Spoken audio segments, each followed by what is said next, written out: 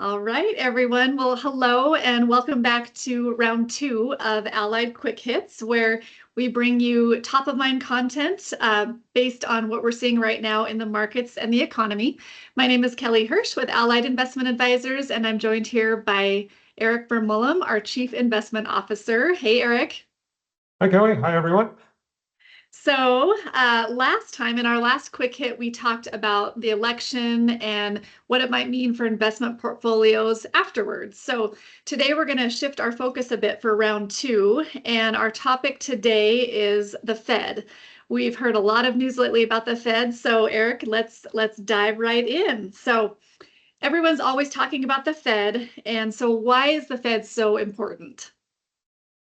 So when it comes to the Fed, it's usually one specific part of the Fed that's making the headlines, at least in the market. And that's what's known as the Federal Open Market Committee, or the FOMC is the acronym that a lot of people throw around. Sure. The FOMC is a 12-person committee. It's made up of various regional Fed governors, some committee appointees. It's chaired by the Fed chairman, currently Jerome Powell, and they meet 8 times per year.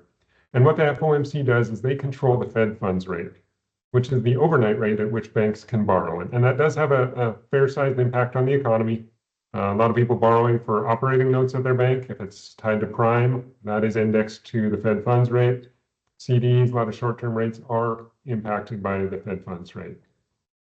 And so what the FOMC does is they use the Fed funds rate to meet the mandate that Congress has given them. It's known as the dual mandate. They're in charge of price stability, which is basically keeping inflation in check, and maximizing employment. And those are basically opposite ends of the economic spectrum. Right. So the FOMC has to walk a tightrope a lot of the time. And what we see is when inflation gets out of control, as it did in 2021, the Fed raises the discount rate in an effort to slow the economy and keep prices in check. And then on the other side, when unemployment starts to rise, they lower rates to try and stimulate the economy and improve hiring. Gotcha. Okay, so all that being said, Eric, where are we today? With inflation starting to moderate, and there's some initial signs that employment is starting to slip, the Fed's begun to ease monetary policy. In fact, they dropped interest rates by 0.5%, 50 basis points in late September, down to 5%. Now, the Fed's doing their very level best to avoid what's known as a hard landing. They don't want to push us into a recession, which historically is what often happens when they aggressively raise rates, as they did over the last 3 years. In fact, over the last 60 years, every time but one, when the Fed aggressively raised interest rates, they've pushed us into a recession. Only once did they have what's known as a soft landing, and that's a slowing of the economy, but no recession, and that was in the mid-1990s. Okay. But today we are on track. Most of the economic data is saying that we are looking for one of those rare and elusive soft landings here at this point. So it's definitely a balancing act, it sounds like. They're definitely trying to walk that tight wire at this point. So how are you adjusting to Fed? How is Allied adjusting to Fed? I think the real market secret, at least in my opinion, is that the Fed's importance is definitely overblown. We definitely pay attention to it and factor it into our analysis, but it shouldn't dictate your investment strategy.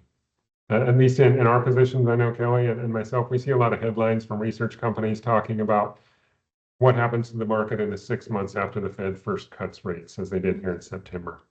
We don't think you should be adjusting your investment strategy just based on that one piece of economic data. The Fed does control the overnight interest rate, but everything else, every other interest rate, credit spread, stock market, things like that, are driven by market forces, supply and demand.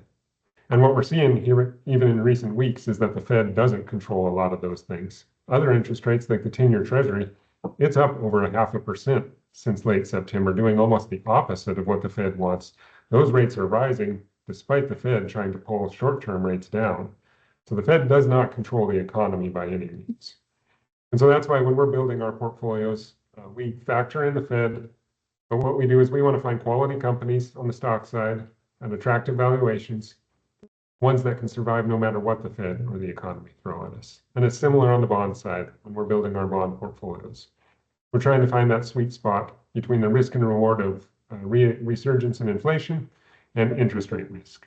And I think that's the way we have our portfolios built here today.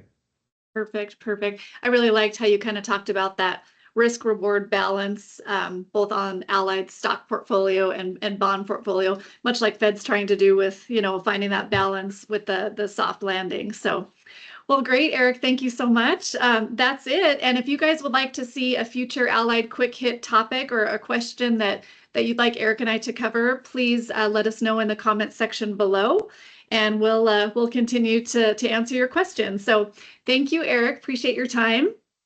Thank you, Kelly, and thank you everyone who watched. See you guys. Thank you.